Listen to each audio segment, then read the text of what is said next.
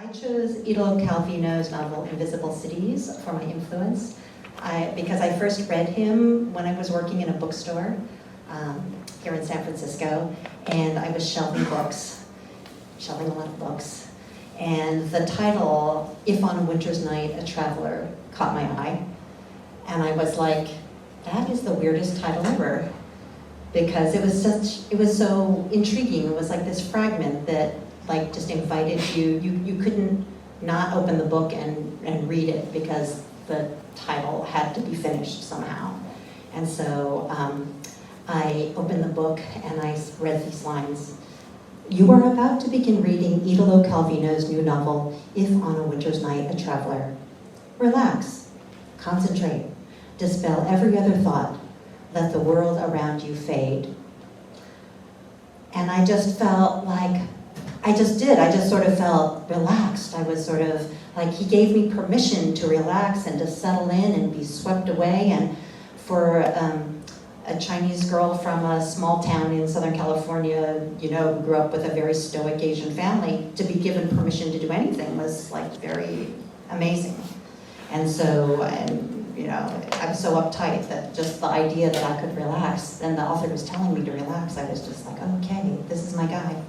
Mm-hmm. So I was transported into this magical Calvino world, and so I really wanted to write in that vein for this event. So this Invisible Cities is a series of tales told to Kubla Khan by the explorer Marco Polo after he goes traveling all over the world. So, you know, first of all, it's a bromance between the two of them. It's also a hybrid novel, it's fabulous short stories, it's an architectural travel guide, it's historical fantasy. I mean, it's a bazillion different books rolled into one, and that's why I love it. So I'm going to read just the beginning from Invisible Cities, and then I'll read the story that I wrote. Kubla Khan does not necessarily believe everything Marco Polo says when he describes the cities visited on his expeditions. But the Emperor of the Tartars does continue listening to the young Venetian with greater attention and curiosity than he shows another messenger or explorer of his. In the lives of emperors, there is a moment which follows pride in the boundless extension of the territories we have conquered, and the melancholy and relief of knowing we shall soon give up any thought of knowing and understanding them. There is a sense of emptiness that comes over us at evening, with the odor of the elephants after the rain and the sandalwood ashes growing cold in the braziers, a dizziness that makes rivers and mountains tremble on the fallow curves of the planispheres where they are portrayed, and rolls up one after the other. The dispatches announcing to us the collapse of the last enemy troops from defeat to defeat, and flakes the wax of the seals of obscure kings who beseech our army's protection, offering in exchange annual tributes of precious metals, tanned hides, and tortoiseshell. It is the desperate moment when we discover that this empire, which had seemed to us the sum of all wonders, is an endless, formless ruin, that corruption's gangrene has spread too far to be healed by our scepter, that the triumph over enemy sovereigns has made us the heirs of their long undoing. Only in Marco Polo's accounts was Kubla Khan able to discern, through the walls and the towers destined to crumble, the tracery of a pattern so subtle it could escape the termites gnawing. So I love that sense, that magical sense that from Calvino, that you can turn the world upside down, you can turn it inside out, you can make it new, even as it is very recognizable to you. And that really has helped me throughout my life and has definitely been a place in my writing. So here is my story, imaginatively titled Invisible City. In this place, a certain city, everyone passes away, as everyone in every city must. But here, Everything a man or a woman creates or collects in their lifetime disappears the instant they die. Children begin their lives with everything, delicious and gentle sweetmeats, along with perfect dates and all fruits ripened by the warmth of the sun. The children grow, their limbs tendriling upwards toward the sky, their glowing countenances lit from a luster within. They have clothes that suit them perfectly, all soft folds and airy fabrics, no coarse cloth or sharp edges to chafe their tender skin. Books are ubiquitous, and stories flow freely from the rivers of visitors who circulate through the houses. A child only has to gaze and smile upon the closest adult in order to be delighted by tales of dancing wolves, questing princesses, and ghosts playing the lottery to choose their next bodies.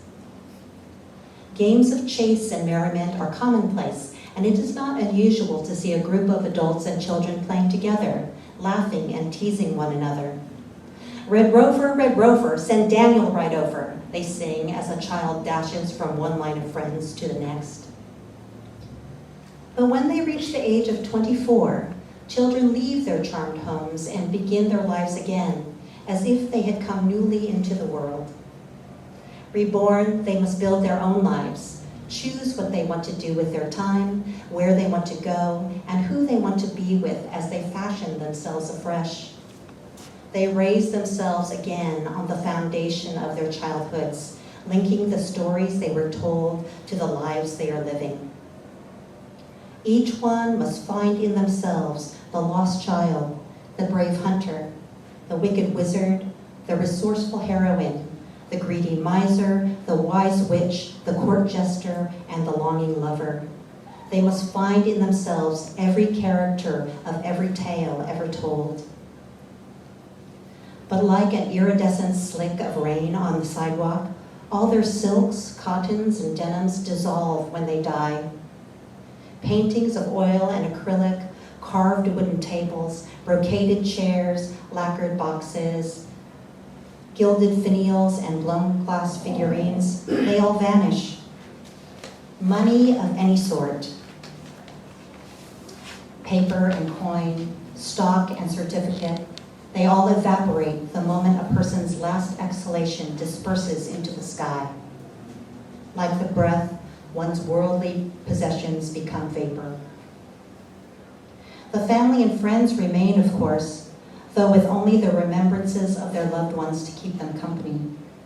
Nothing that can be held or pointed to stays, save the stories people carry within their bodies, their very cells bearing the legacy of experience and recollection.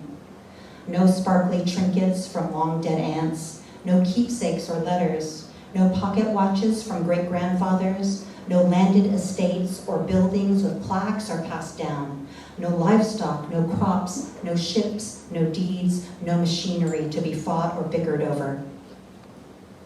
At first, those left behind miss these things, of course, but after a while, these feelings fade and leave a haloed glow of wistfulness behind that is pleasurable in and of itself. Remember the old pianoforte that Mrs. G used to play at parties? One woman would comment to another.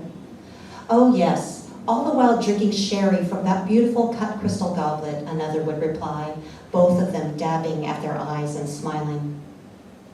People would gather to tell these stories to each other, groups ranging from just a couple of people over cups of coffee to large parties of 100 or more, hoisting toasts and telling tales. Then one day, people discovered a curious thing. They could recover their loved ones' jewels and souvenirs, their collections of miniature spoons and old magazines. They were overjoyed.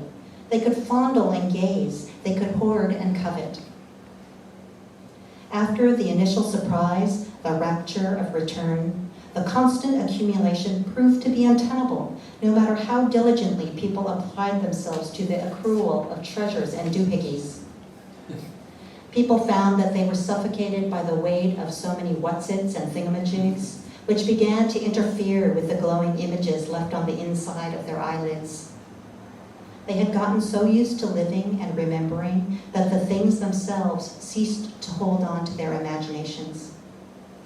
So they kept the cinnamon memories and let the rest fall away. Once they were relieved of this burden of amassing, the dead gradually found that they could breathe again. Once they could breathe, the dead found they could speak in stories and songs and in games of leaves chasing each other in the wind. No longer did they have to bump into things in the middle of the night to be heard. No longer did they have to blow icy air into the room to be felt. Once the dead could speak again, and the living could hear them, no longer did the dead feel separated from the living. And once they no longer felt separated from the living, no longer did the dead feel truly dead.